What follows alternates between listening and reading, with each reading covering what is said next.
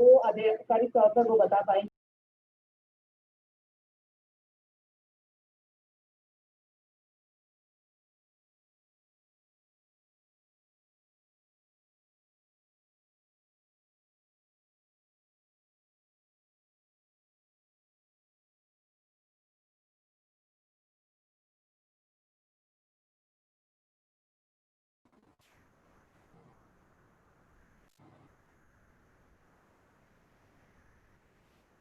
Good afternoon, sir.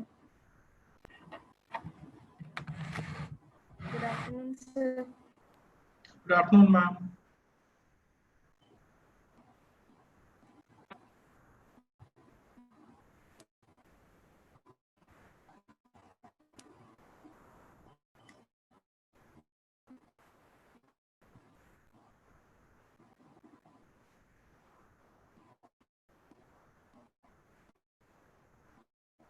My screen is visible now?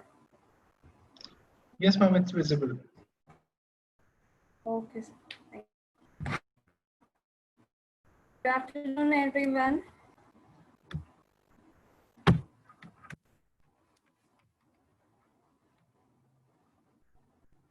So today we would be starting with the next important topic, that is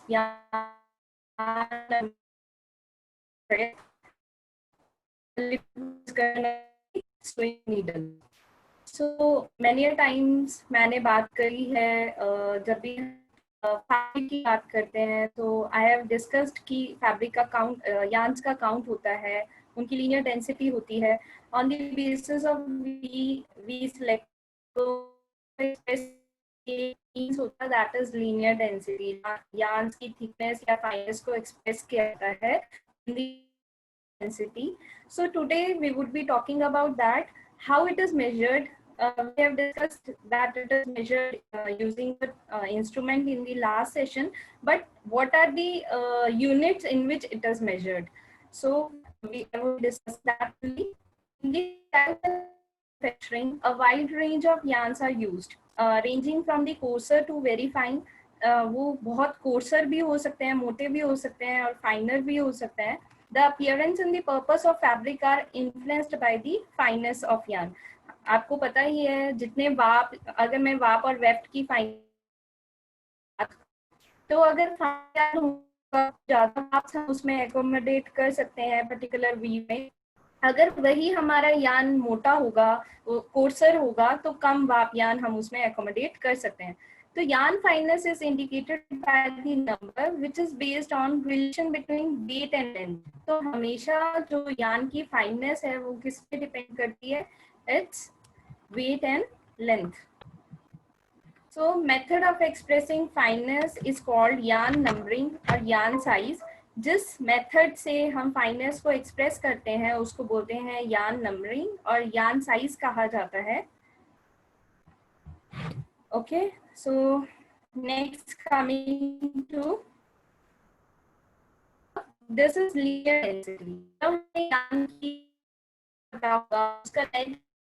तो हम यान का diameter निकाल सकते हैं. So the relationship between unit length and weight also reflects the diameter or thickness of the yarn. अगर आपको length और वेट में रिलेशनशिप पता होगा, जब हमने बताया था every fibre could not be a textile fibre, उसमें कुछ लेंथ और वेट की स्पेसिफिकेशन होनी चाहिए. We have discussed in earlier sessions कि अब human hair it is not a textile fibre. Why? Because उसकी जो लेंथ और वेट की डायमेंशंस है वो मैच नहीं करती ताकि वो टेक्सटाइल फाइबर बन सके. तो टेक्सटाइल फाइबर बनने के लिए कुछ मिनिमम रिक्वायरमेंट्स है लेंथ और वेट की. जो फाइबर वो फुलफिल करता है वही टेक्सटाइल फाइबर बनता है और उसी के बेसिस पे हम उसकी लीनियर डेंसिटी को डिफाइन करते हैं. A yarn with low weight per unit length would be finer. जिसका वेट पर अगर मैं 1 सेंटीमीटर लेंथ ले लेती हूँ उतने में वेट वो फाइनर धागा होगा. The yarn with higher weight per unit length. The diameter. The important thing is diameter of yarn may vary from given fiber. Her fibre का, अगर मैं कॉटन की बात करूं या मैं पॉलिस्टर की बात करूं, तो यार्न का जो डायमीटर है वो वेरी करेगा डिपेंडिंग अपॉन दी फाइबर, जो फाइबर आप ले रहे हो। क्यों?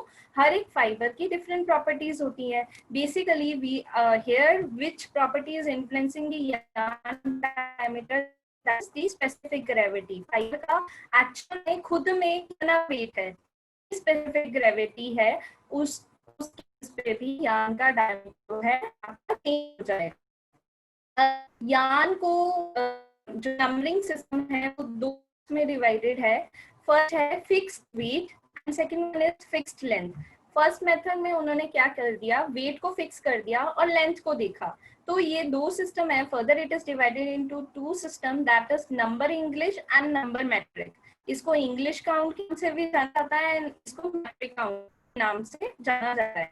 Then is fixed length. Fixed length के basis पे further there are three division, that is Unitex and Decitex. So हम इसको डिस्कस करेंगे डिटेल में।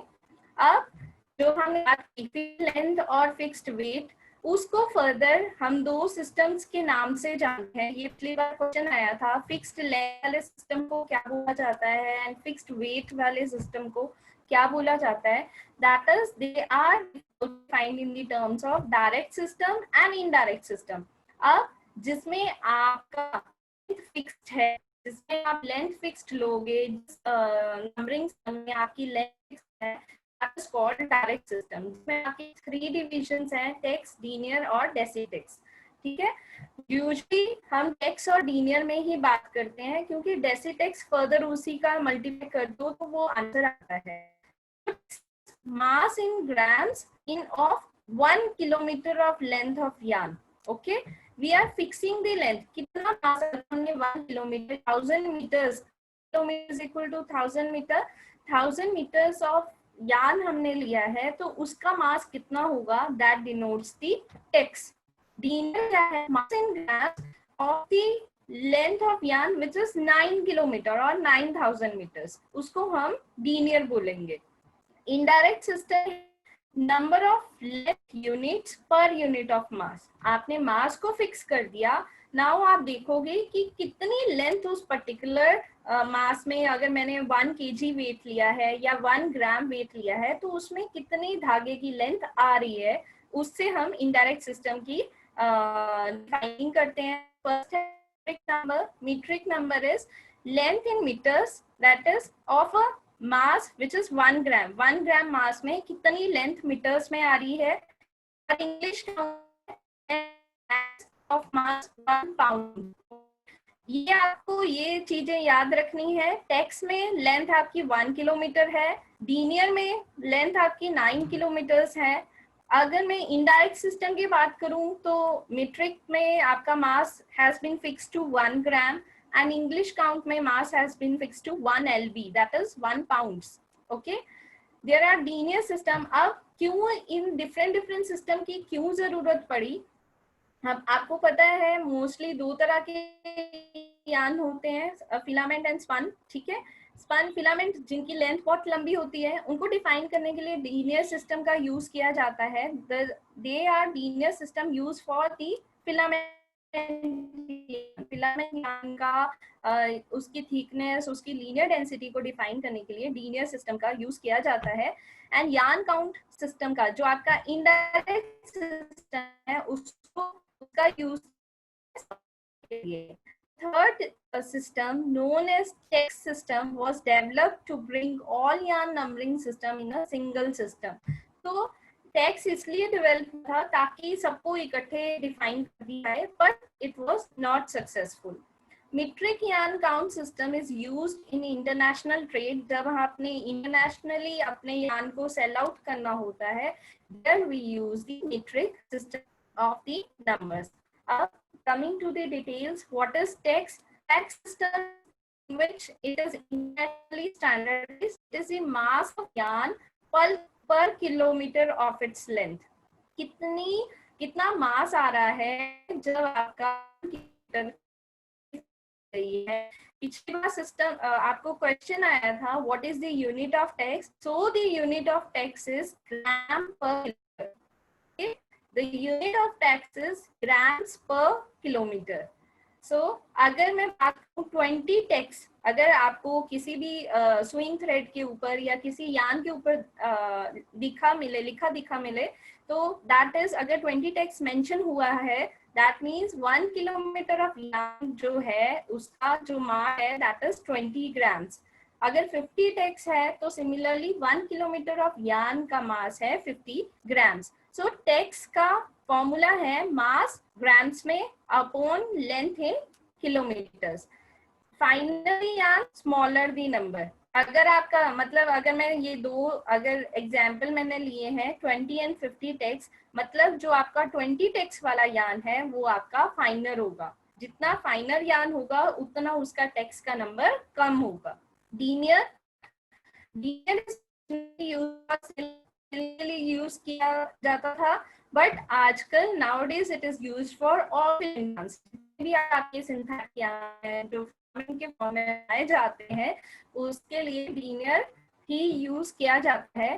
Linear is mass in grams of 9 kilometre of यान। 9 किलोमीटर ऑफ धागे में जितना मास है उसको ग्राम्स में एक्सप्रेस किया जाता है। 12 linear means 9 kilometer of yarn has a mass of 12 grams. मतलब अगर 12 linear आपको लिखा मिलेगा, that means 9 kilometre of yarn उसकी है वो 12 grams है। linear और text में एक रिलेशन है। linear को हम लिख सकते हैं linear is equal to 9 into text। ये देखिएगा क्योंकि mass upon length is the formula of text, तो ये भी कन्वर्जन पिछली बार आई थी कि what is relation between linear and text? Linear is equal to 9 into text। इसको हम substitute करते हैं text से, so it can be done as linear is equal to 9 into text। Finer the yarn, smaller the number। जितना कम linear होगा उतना आपका yarn जो है वो finer होगा। Coming to the metric number। Metric number is liters of 1 gram of yarn। ठीक है, अब आपका weight मैट्रिक क्या है? आपका इनडायरेक्ट सिस्टम है। Remember, metric is the indirect system. इसमें वेट को फिक्स किया गया है और लेंथ निकाली जाती है। Length in metres of 1 gram of yarn. So metric का फॉर्मूला क्या है? Length in metres upon mass in grams. So length को अगर हम मीटर्स को किलोमीटर्स में कन्वर्ट कर देंगे तो mass would automatically would be converted into kgs. Finer the yarn, larger the number. अगर यार्न फाइनर होगा, metric count 40 and metric count 100, इन दोनों में से जो 100 वाला मेट्रिक काउंट वाला यार्न है वो फाइनर होगा आपका। Metric count 40 means 40 metre of yarn has a mass of 1 gram, whereas metric count 100 means 100 meters of yarn has a mass of 1 gram. So obviously this one would be finer। अगर 100 metre धागे का wait 1 ग्राम है और एक तरफ 40 metre धागे का wait 1 ग्राम है, so 100 would be the finer yarn। उसी तरह आपका इंग्लिश काउंट है। इंग्लिश काउंट का जो डेफिनेशन है that is number of Hanks of 840 yard weighing 1 pound। Number of Hanks of 840 yard weighing 1 pound। ठीक है, कितने हैं? जब हम आपने देखा होगा जब हम वूलन थ्रेड से कुछ काम करते हैं या स्वेटर बनाते हैं तो हम क्या करते हैं, ऐसे में धागे को ऐसे ऐसे लपेट लेते हैं, उसको हम हैंग्स बोलते हैं। तो कितने हैंग्स हैं जो 840 यार्ड के हैं जिनका जो वेट है वो 1 पाउंड होगा, that is your English count. So English count का फॉर्मूला भी है लेंथ इन हैंग्स अपॉन मास इन पाउंड्स। इसका भी फाइनर the yarn, larger the number. जितना फाइनर यार्न होगा उतना इसका जो वैल्यू है वो लार्जर होगा। अगर आपको कन्वर्ट करना पड़े, metric is equal to 1.69। Please note it down. Metric से अगर इंग्लिश काउंट में आपको कन्वर्ट करना है तो आपको मल्टीप्लाई करना है 1.69336 से। ओके, अगर मीट्रिक से टेक्स्ट में कन्वर्ट करना है तो that is 100,000 divided by the text. जो भी टेक्स्ट की वैल्यू होगी या टेक्स्ट से मीट्रिक में करना है तो जो भी वैल्यू होगी आपने उसको यहाँ पे मेंशन कर देना है। देन इंग्लिश काउंट से अगर आपको मीट्रिक काउंट में किसी की वैल्यू पता है, आपको इंग्लिश काउंट चाहिए, so you simply have to multiply by 0.590541। इससे आपको मल्टीप्लाई करना है and you will get the value in English count. Similarly अगर आपको टेक्स्ट पता है किसी यान का जो नंबर सिस्टम है वो टेक्स्ट में आपको पता है, आपको इंग्लिश काउंट में कन्वर्ट करना है, you simply have to do this 590.541 से जो टेक्स्ट की वैल्यू है उसको डिवाइड कर देना है and you'll get the English count. These are the basic conversions and it is sometime asked how to convert 9 texts into English count. So अगर 9 texts into English count आपको क्या करना है 590.541 divided by 9, जो भी वैल्यू आएगी वो आपका English count की वैल्यू होगी। So में जो फिलामेंट यान्स है वो होते हैं by indicating the number of filaments of the yarn contain, कितने फिलामेंट्स हैं एक धागे में, क्या ट्विस्ट है, क्या लीनियर साइज है। जैसे कि कई बार आपको देखने को मिलेगा 300-10-12 अब इसका क्या मतलब है, इसका मतलब है लीनियर जिसमें एक धागे में 10 फिलामेंट है जिसका ट्विस्ट पर इंच हाफ है, उसमें Z ट्विस्ट दिया गया है। Again I am repeating 300 is the linear of that यान। अब यान जो है उसमें कई फिलामेंट्स होते हैं, तो कितने फिलामेंट्स हैं वो भी उसने मेंशन किया है 10, और 1/2 वो है ट्विस्ट पर इंच, कितना धागे में और किस डायरेक्शन में ट्विस्ट लगाया गया है, दैट इज Z। ठीक है, इस वे को जब भी आप फिलामेंट में करने जाएंगे आपको ये ऊपर लेब पे हुआ मिलेगा, this is the specification. Okay, each filament यान वुड बी, मतलब जो उसमें 10 फिलामेंट है उस सब का जो लीनियर है वो 30 होगा। और स्पन यान को कैसे सेल किया जाता है, स्पन यान के दो है, एक कॉटन या तो 100% कॉटन ही सेल होता है या कॉटन और कॉटन का ब्लेंड सेल होता है। इफ इट इज 100% कॉटन तो उस पे सिंगल काउंट लिखा जाता है 50/1, मतलब एक सिंगल यहाँ जो काउंट है वो 50 है। अगर कॉटन ब्लेंड है तो मतलब उसमें दो आगे हैं तो 60/2 लिखा होगा। ठीक है, इसी तरह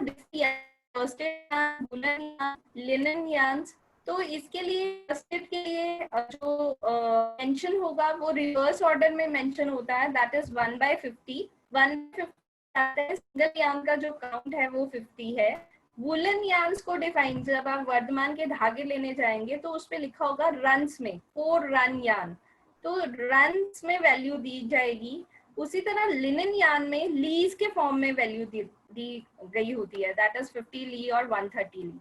ठीक है, सो हमने देखा यान को अच्छे से, अगर अपनी ह्यूमन बॉडी को डिफाइन करने चले तो we have to define in the terms of कितनी हमारी है।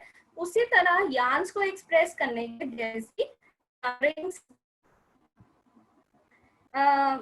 60/60 की कॉटन है, दैट मीन्स उस जो कॉटन है वो स्पन है 100% तवर 60/60 की cotton, that is he is giving you 100% cotton जिसका जो काउंट है वो 60 है। ठीक है, 100% उसमें ना ही पॉलिस्टर मिक्स है ना ही कोई और ब्लेंड है, it is simply selling you the cotton. Okay, now you people understood.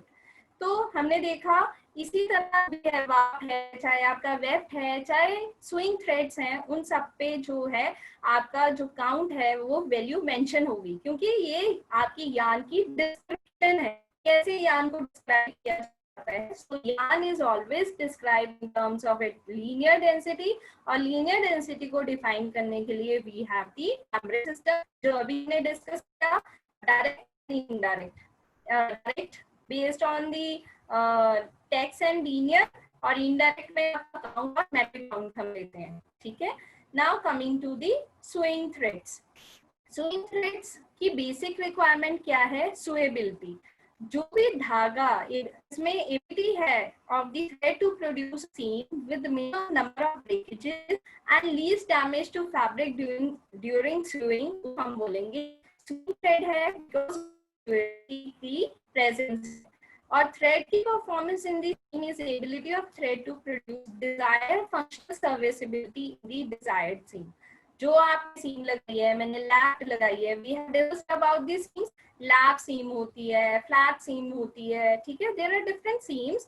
तो जो थ्रेड उस पर्टिकुलर फंक्शनैलिटी को अच्छे से पूरा करती है वो थ्रेड आपकी स्विंग थ्रेड कहलाती है। करेक्टरिस्टिक्स ऑफ स्विंग थ्रेड में क्या क्या करेक्टरिस्टिक्स होने चाहिए? दैट इज टेंसाइल स्ट्रेंथ होनी चाहिए, उसमें स्ट्रेंथ होनी चाहिए, टूटे ना।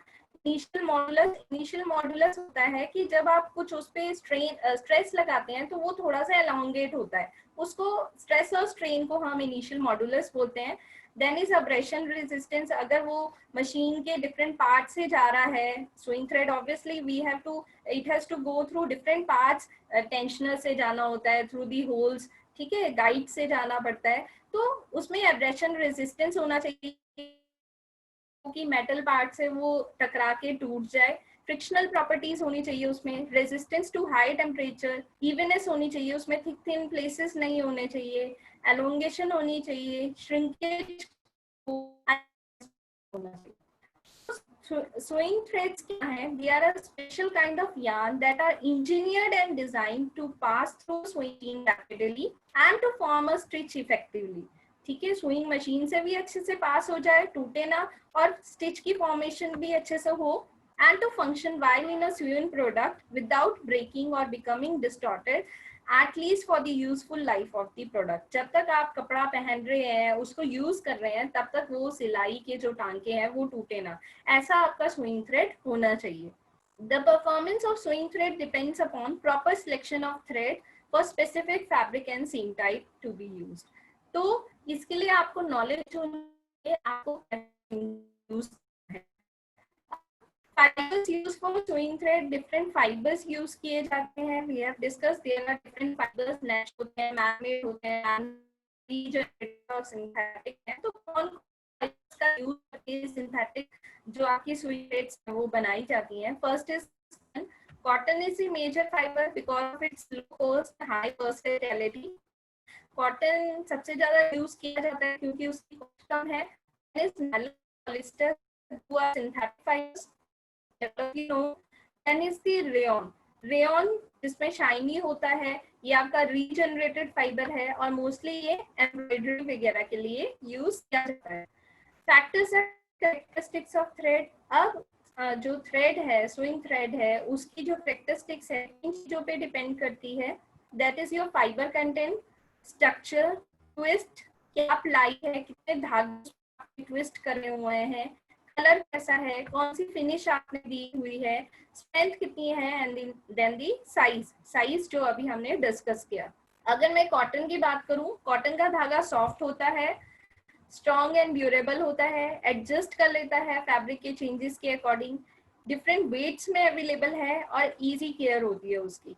एडवांटेजेस, ये आपको यूनिफॉर्म स्टिचेस देता है, सीम अपीयरेंस भी अच्छी होती है, ये जल्दी से सूख जाता है, डाई भी अच्छे से हो जाता है, रेजिस्टेंस टू हीट होता है एंड रेजिस्टेंस टू टैंगलिंग मतलब उलझ जाना। डिसएडवांटेज, इसमें इलास्टिसिटी बहुत कम होती है, poor abrasion resistance, more expensive, weaker होता है, इसमें थ्रेड बार बार टूटता है, वीकन्स इजीली। अगर आपने फैब्रिक पे कोई फिनिशिंग करी है गारमेंट बनाने के बाद जिसमें सिलाइयां लगी हो, तो ये कई बार डिस्टोर्ट हो जाता है, वीक हो जाता है, but for contrasting stitch polyester is good. Rayon की मैं बात करूं, होता है, soft and works well, relatively heat resistant, not colour fast इसके जो आपने देखा होगा कारी जो हम करते हैं उसके धागों के कई बार कलर निकल जाते हैं, तो कलर फास्टनेस नहीं होती, स्ट्रॉन्ग भी नहीं होता एंड लेस ड्यूरेबल होता है। Then the nylon is strong but इसका मेल्टिंग पॉइंट बहुत कम होता है, इसका भी कलर फास्टनेस कम होती है और ये धीरे धीरे सिलाई जो अगर आपने नायलॉन से लगाई है वो येलो हो जाती है विद द टाइम, और ये ब्रिटल मतलब टूट जाता है इजीली वॉशिंग के टाइम।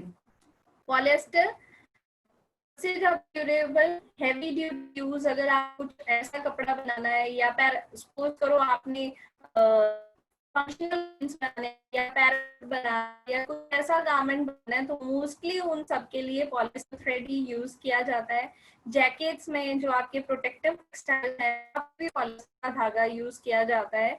स्ट्रॉन्गर होता है, टेंसाइल स्ट्रेंथ ज्यादा होती है इसकी, कलर फास्टनेस भी अच्छी होती है, शेप भी रिटेन कर लेता है, recover stretch, spun poly strong with matt appearance. अब कई मार्केट में ऐसे मेटालिक मिलते हैं, उसके क्या कंपोनेंट्स होते हैं, उसमें नायलॉन होता है, नायलॉन की कोर होती है, उसकी सरफेस पे एक कोटिंग करी जाती है मेटल की जिससे वो शाइनी लुक देता है, ठीक है। Lower end metallic threads have no outer coating, a good metallic has outer coating which reduces friction. Then is plied yarns. plied मतलब आपने 2-3 धागों को कंबाइन किया गया है, ये देखिए यहाँ पे फिगर में आपको शो हो रहा होगा। When 2 or more yarns को इकट्ठे से ट्विस्ट करते हैं तो ऑब्वियसली क्या होगा, उसकी परफॉर्मेंस अच्छी हो जाएगी, उसकी ड्यूरेबिलिटी अच्छी हो जाएगी। दिस इज द कार्डेड, जो कार्डेड फाइबर से यार्न बनाया जाता है, that is your carded. Then further there is one more classification based upon spun, filament and core. Core spun yarns. अगर मैं spun की बात करूं, जो छोटे छोटे फाइबर से बनता है आपका धागा, that is your spun yarn. Single yarn होता है, twisted together to form a multi ply.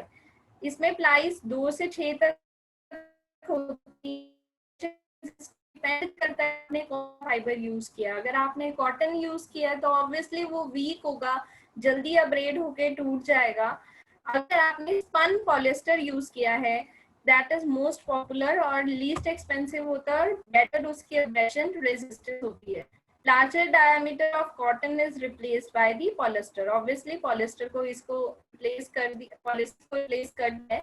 And the filament threads, filament आपके 3 टाइप्स के होते हैं, टेक्सचर्ड एंड मोनोफिलामेंट, ठीक है। स्मूथ में नायलॉन और पॉलिस्टर मोस्टली यूज होते हैं और मोस्टली इनका use shoe, leather garment, industrial product, tents and box covers के में किया है। टेक्सचर्ड फिलामेंट पॉलिस्टर के बनाए जाते हैं, उसको टेक्सचर दी जाती है, डिफरेंट उसके जो सरफेस पे उसकी शेप को डिफरेंट टेक्सचरिंग दी जाती है। देन इसे मोनोफिलामेंट, सिंगल फिलामेंट होता है, मोनो मतलब सिंगल, सिंगल फिलामेंट से जो यार्न बनता है वो आपका मोनोफिलामेंट कहलाता है। इसमें न्यूट्रल कलर्स होते हैं, ट्रांसलूसेंट इज आई थिंक जिससे कुछ भी दिखाई दे, ट्रांसपेरेंट जिसके आर पार दिखाई दे, ट्रांसलूसेंट इज जिससे थोड़ा थोड़ा दिखाई दे। अगर हम एक पेपर पे एक बटर रब दे तो उस पेपर से हमें बहुत कम, butter paper, everybody, you are a fashion designing people, so butter paper is your translucent, okay. Next is your core spun yarn.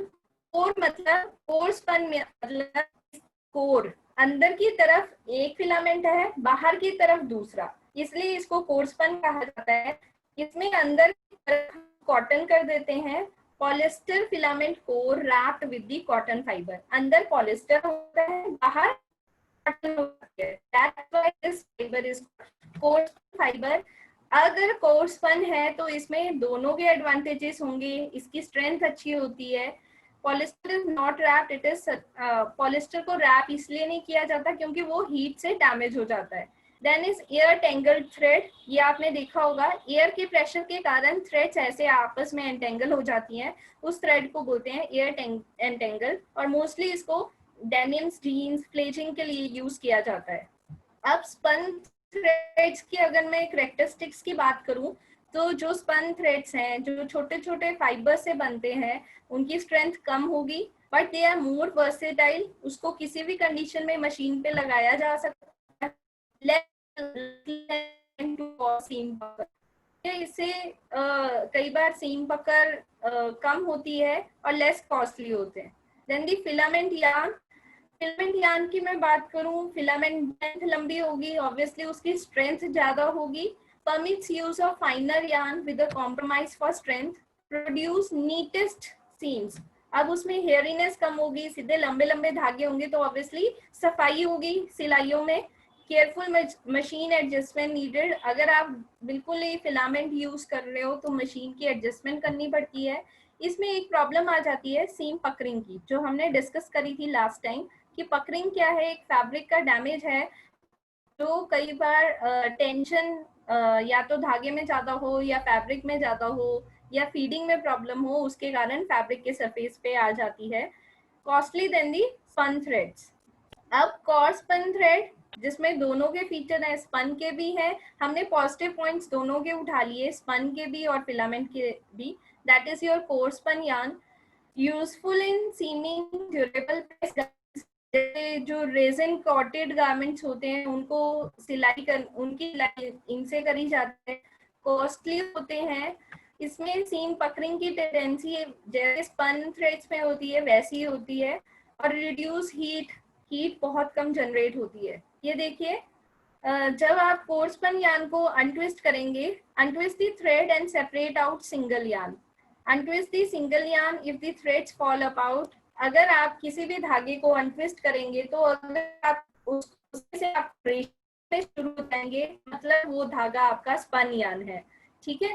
अगर थ्रेड अलग फॉल नहीं कर रहा, दो धागे दिख रहे हैं, if thread does not fall apart and maintain its strength then it is core spun yarn, ठीक है। ये इसकी पहचान है। अगर आप उसको अनट्विस्ट करेंगे, उसके रेशे दिखाई देने शुरू हो जाएंगे, मतलब वो आपका स्पन यार्न है। अगर आप उसको अनट्विस्ट करेंगे और देखिए बिल्कुल भी अलग नहीं हो रहा, that is your core spun yarn.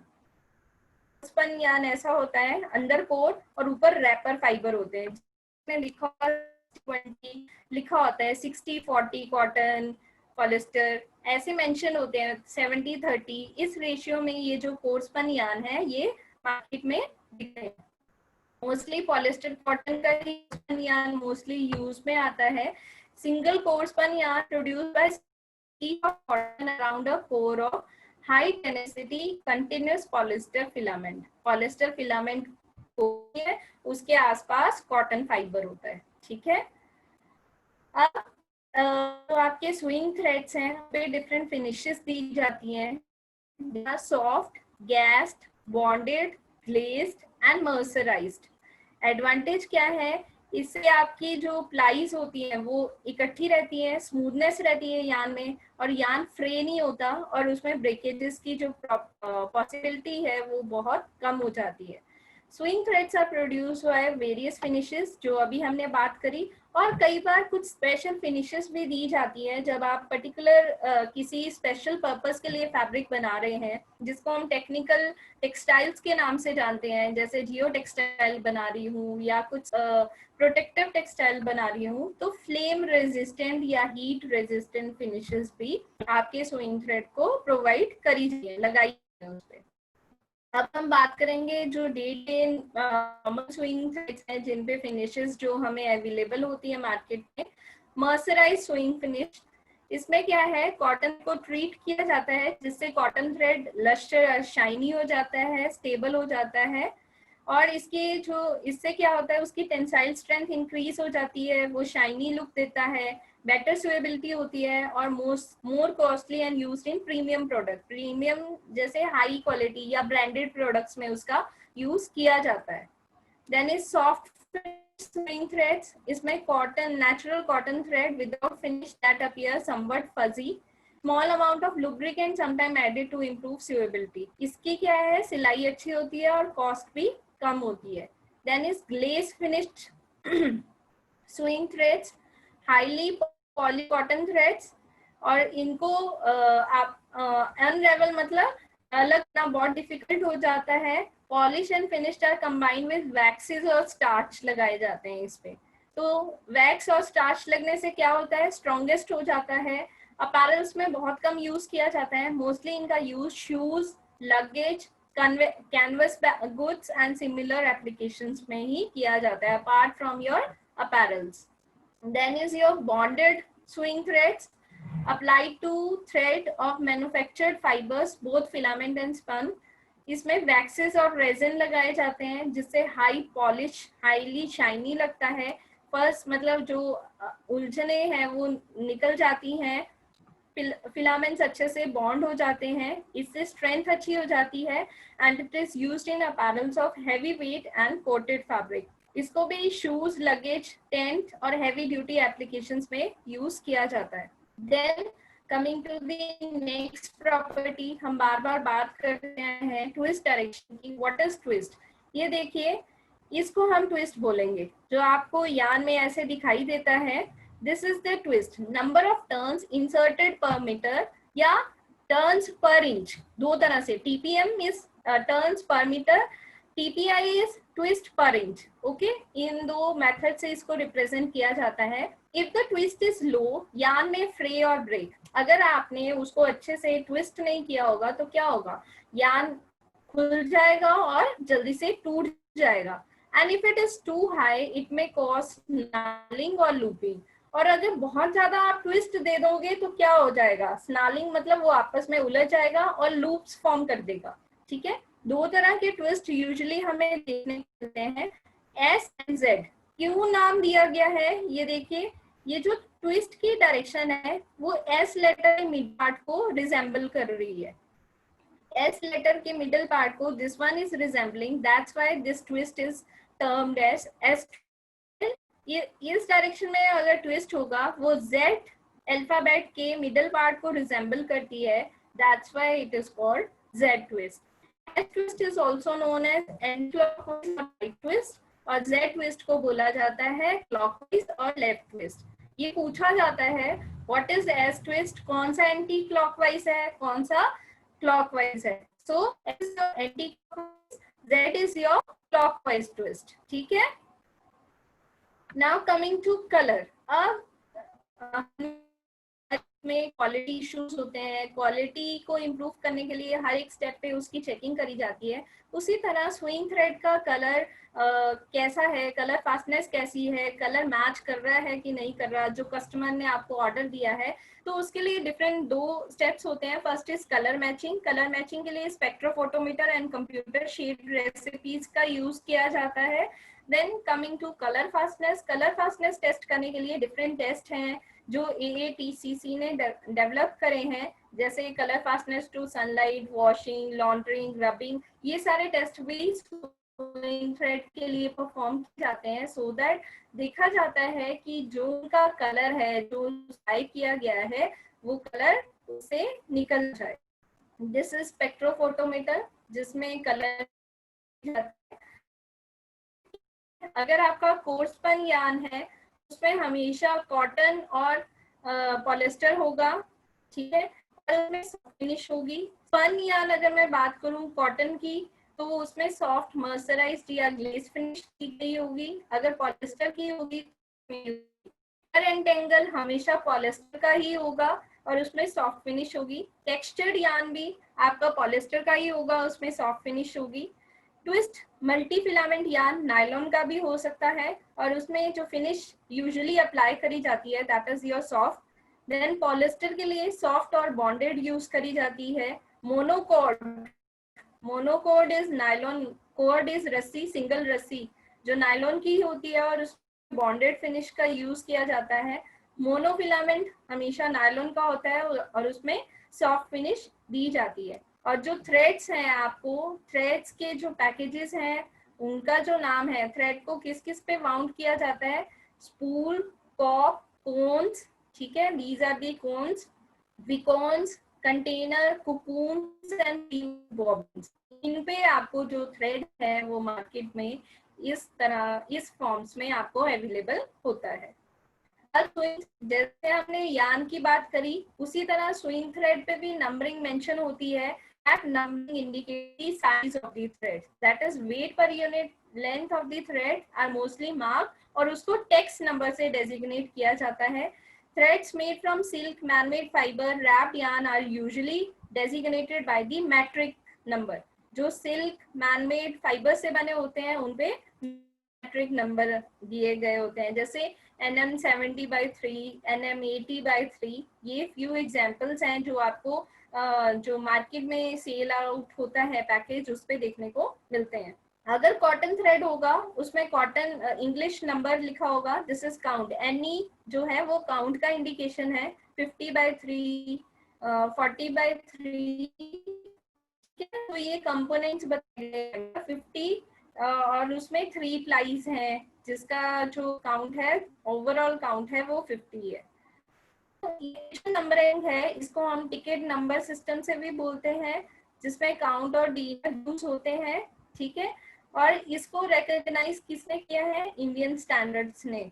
अब selecting the right thread is important. जब तक हमें फैब्रिक के वेट या स्विंग नीडल्स के बारे में नहीं पता होगा, हम थ्रेड की सिलेक्शन नहीं कर पाएंगे। Selection of right thread is important to get the quality product.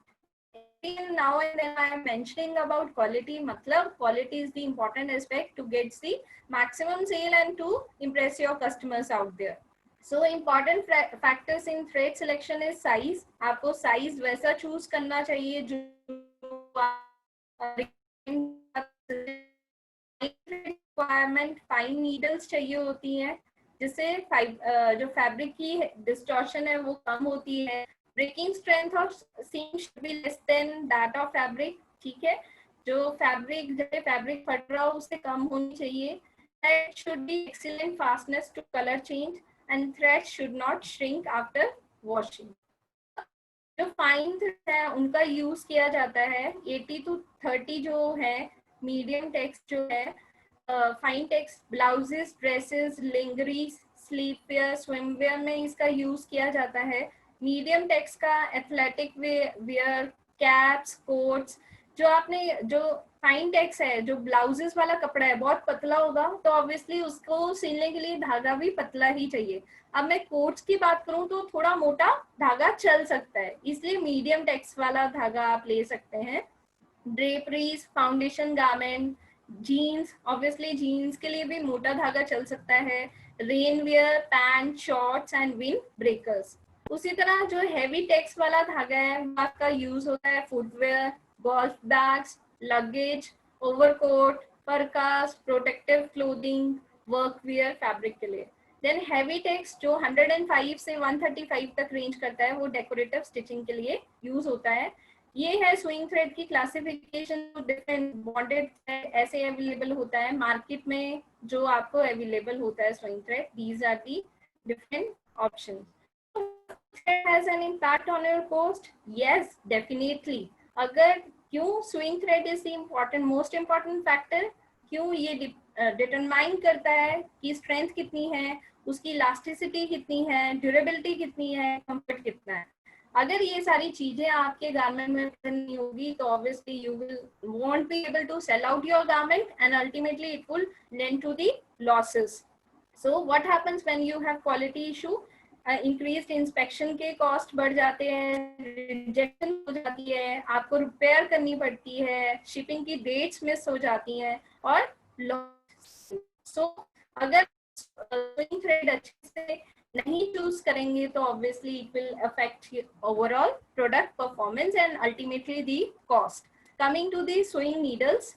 अब स्विंग नीडल क्या है? To produce a hole, इसका function है to produce a hole in material, to carry the needle thread and form a loop, and to pass the needle through the loop. ये different parts हैं। I, this is your scarf, this is your groove, इसको हम shaft बोलेंगे, and this is ये वाला जो portion है rounded side of the shank, and this one is the flat side of the shank. So tip, point, जो blade है वो दो पार्ट से कंस्टिट्यूट होती है, that is tip and point. Then eye, this one is the groove, this is the shoulder, then the shank, this is the butt जो आपका machine में फिक्स होता है, और यहाँ पे हमेशा आपके स्विंग नीडल पे साइज मेंशन होता है, ठीक है। सो शैंक क्या है? Upper part of the needle which is inserted in the machine. ये सिलेंड्रिकल भी होता है, फ्लैट भी होता है, and home sewing machine needles में फ्लैट और राउंड साइड दोनों होते हैं, ठीक है। Industrial machine have completely round shaft and groove is used to know the direction to put new needle. तो ग्रूव की सहायता से हम पहचान करते हैं कि नीडल को किस डायरेक्शन में मशीन में लगाना है। तो ये नीडल को एक सपोर्ट प्रोवाइड करती है। Then is the shoulder, intermediate between shank and blade, it is also called the shaft. Blade क्या है? Below the shoulder, blade to the eye of needle, longest part greatest amount of, ये वो portion है जो friction face करती है during the stitching. आई क्या है? आई वो होल है through the blade on the long side of the groove to the shorter side of groove, जिससे आप थ्रेड इंसर्ट करते हैं। Then is the scarf, it is the recess across the whole face of needle just above the eye. Point जो penetrate करता है आपका fabric के inside. Tip, it is the extreme and, जो बिल्कुल नीचे वाला पोर्शन है उसको हम टिप बोलेंगे। So if needle is too small for the sewing thread मोटा है, नीडल छोटी है, so it will not pass freely through the eye, आपका धागा पास नहीं होगा। It would not properly fit into the long groove. Thread will suffer abrasion and can lead to breakages. और if needle size is too large, तो क्या होगा? loop formation अच्छी से नहीं होगी, tension नहीं होगी stitches के बीच में, काफी बड़े बड़े stitches बनेंगे और ये आपके fabric को अच्छी look provide नहीं करेगा। Then coming to needle size, needle for your project is thus important. कोई भी आप काम कर रहे हो, why I mentioned everything what we do is a project for us, ठीक है? There are different sizes and types of needle. European metric sizing system use किया जाता है जिसमें नीडल्स का जो नंबर है 60 to 110 यूज होता है। Then is American sizing, that is 8 to 18, हम बोलते हैं ना 11 नंबर की सुई चलेगी, that is your American sizing system. तो दोनों सिस्टम्स का यूज किया जाता है, दोनों सिस्टम्स की वैल्यू लिखी होती है आपके नीडल्स के सरफेस पे। So this is thread size, जो अगर आपका थ्रेड साइज 8 है तो नीडल मैट्रिक सिस्टम में 180 जिसका है, और नीडल सिंगल सिस्टम में 24। This is the chart, you people can take the screenshot, जो थ्रेड साइज के according which needle you have to select. अगर आपका थ्रेड का टिकट नंबर 120 है, you have to select the 80 size जो metric system में है, और अगर सिंगल सिस्टम में मैं बात करूं that is 12। So this is the American and European needle sizing system that is being mentioned over here. American जो weight शुरू होता है 8 से 19 तक, 8 is for lightest and this is for heaviest. Similarly European जो है 60 से 120 तक के रेंज करता है, 60 for lightest and 20 for heaviest. अब नीडल पॉइंट्स जो है वो डिफरेंट कट पॉइंट्स नीडल है। कट पॉइंट्स नीडल जो है उनकी टिप शार्प होती है और मोस्टली लेदर और प्लास्टिक स्टिच करने के लिए यूज होते हैं, और मोस्टली ये जो गारमेंट्स लेदर या प्लास्टिक पे डेकोरेटिव इफेक्ट प्रोवाइड करते हैं। नैरो वेज पॉइंट्स, ये राइट एंगल पे कट करता है, हाई स्टिच डेंसिटी होती है और मोस्ट फ्रिक्वेंटली इसका यूज किया जाता है। Then is narrow reverse twist point, 45 degree पे ये सिलाई करता है, seam slightly turned left on the surface material frequently used. Then is your cross point needles, इसमें क्या है, incision along the line, जिस लाइन पे सिलाई करनी है उस लाइन पे कट करता है, requires large stitch length, incision space far apart and heavy decorative seams provide करता है। Then is your cloth point needle, जो टेक्सटाइल्स को सीलने के काम आता है। There are two types of cloth point needle, that is set point and ball point needles. अब हम बात करेंगे सेट में। सेट में फर्दर 3 क्लासिफिकेशन है, slim set point and heavy set point. You can see the difference. जो slim उसका जो पॉइंट है वो टेपर्ड है, देन सेट में less tapering is there and heavy में बहुत कम वेज निकला हुआ है। Then is your ball point. Ball point is further divided into 3 types, that is light, medium and heavy. You can see this is the light ball point, then is the medium and last one is the heavy. अब denims के लिए mostly has a very sharp acute point, slender eye use कर और penetrate heavy fabrics और canvas में penetrate कर जाती है। इस needle में deflection बहुत कम होती है, आपने देखा होगा नीडल शेक करती है, that is the deflection. Embroidery needles जो होती हैं उनके लाइट पॉइंट्स होते हैं, लार्ज आई होती है और स्पेशल स्कार्फ होता है जो थ्रेड को प्रोटेक्ट करता है। Leather needle veg shape point, और उसकी जो पियर्सिंग मतलब छेद करने की जो पावर होती है वो अच्छी होती है। Then is your curve needles, fine stitches देती है, हाई स्पीड पे ऑपरेट कर देती है एंड कॉस्टली होती है। Next is your metallic, have a large elongated I, larger groove होता है, लार्जेस्ट स्कार्फ होता है इसमें। क्विल्टिंग के लिए जो हम नीडल यूज करते हैं उसको क्विल्टिंग नीडल के नाम से ही जाना जाता है। Has a tapered point for stitching through multiple layers and across the seams. Then is microtex, sharper needles होती है। देन द यूनिवर्सल पॉइंट और मोर स्लेंडर मतलब पतली होती हैं, उनको फाइन वोवन हेयरलूम सुइंग के लिए यूज किया जाता है। सिंथेटिक स्यूड जैसे टाफ्टा वगैरह जो फैब्रिक है उनके लिए इसको यूज किया जाता है। Next is your top stitch use होती है वो एम्ब्रॉयडरी और quilting. Top stitch needle is use for embroidery and needle. Extra shaped eye होती है इसमें जो स्मूदर मूवमेंट देती है थ्रेड को। डीपर ग्रूव होता है और इसके जो साइज है वो 90 by 40 और 116 है। Now this is some different kind of needle which are being used to hence swing needle. Heirloom needle है, एम्ब्रॉयडरी ऑन लिनन और प्लास्टिक ऑन दी साइड। ये देखिए साइड्स पे पिन्स हैं जो क्या करती है, shank to create holes, which is more effective when needle return to the same needle hole more than once. This is twine needle, मतलब 2 needles लगी हैं, ठीक है। टॉप स्टिचिंग, पिन टकिंग और डेकोरेट स्टिचिंग के लिए इसको यूज किया जाता है। 2 needles on a single shaft, और क्या होता है 2 rows of stitches ये प्रोड्यूस करती हैं at particular moment। और मेजरमेंट बिटवीन द नीडल जो है ये 1.6 mm से लेके 6 mm तक हो सकती है इनकी दूरी, ठीक है। Then is the triple needle, जब शैंक पे आपकी 3 नीडल्स अटैच्ड हैं, that is the triple needle, ठीक है। comes with universal 0.5 mm and 3 mm width. Then is your spring needle. Spring needle क्या करती है, दिस स्प्रिंग क्या करता है, नीडल को फ्री मोशन प्रोवाइड करता है with the help of feed dog के साथ होती है। Then this needle works out. इसमें वायर स्प्रिंग्स लगी होती हैं to prevent the fabric from riding up onto the needle. ये फैब्रिक को भी ऊपर उठने से रोकता है। Eliminate need for pressing foot, इससे प्रेस फुट को यूज करते हैं, need presser foot. Before using practice free motion stitching, इसको प्रैक्टिस करना बहुत जरूरी होता है। So this is the overall gist of the lecture today.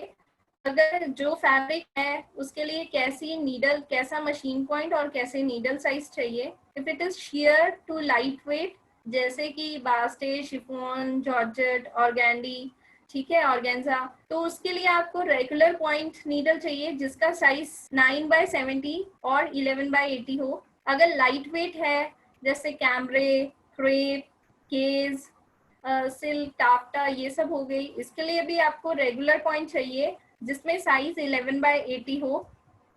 Then is medium weight जिसमें चीनो, कॉर्डरॉय, आपके satin, poplin, terry and velvet हैं, उसके लिए आपको रेगुलर पॉइंट नीडल और नीडल साइज जो आपको चाहिए 14 by 90। Medium to heavy weight जिसमें कॉटिंग का फैब्रिक आ गया, डेस्मार्क आ गया, ड्रेपरी फैब्रिक आ गया, फर आ गई आपकी, इसके लिए आपको रेगुलर पॉइंट 16 by 100 और 18 by 110। देन डेनिम्स को स्यू करने के लिए you need a denim needle और जिसका मशीन साइज है जिसका साइज है 16 by 100। देन शेयर टू, अगर निटेड फैब्रिक की मैं बात करूं, अभी तक हम बात कर रहे थे वोवन फैब्रिक के लिए जिसको हमें रेगुलर पॉइंट चाहिए। जितने भी निटेड फैब्रिक है उनको स्यू करने के लिए हमें बॉल पॉइंट नीडल्स चाहिए होते हैं। Remember, knitted fabric is always sewn with the ball point needles. Okay, knitted fabric में जो लाइट वेट और sheer फैब्रिक्स हैं जैसे jersey, single net, spandex and tricot, उसको स्यू करने के लिए you need a ball point needle जिसका साइज 10 to 70 हो। Medium to heavy weight nets जैसे डबल नेट्स आ गए, स्वेट शर्ट्स आ गई, स्वेटर नेट्स आ गए, उसके लिए again you need a ball point with the size of 14 by 90। Then specialty fabrics like leather, suede, buckskin. Needle चाहिए जिसका size 14 by 19. So this all for today. I hope you people have the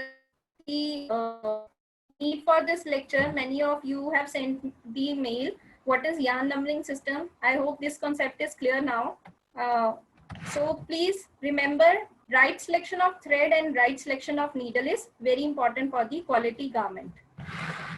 That's all for today. Thank you, everyone. If any queries, you people can ask.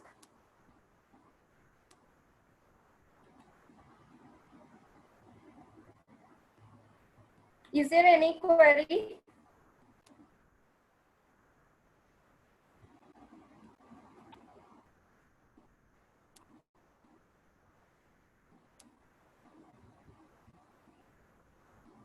So there are no queries at all. So bye for today. Stay safe, stay healthy.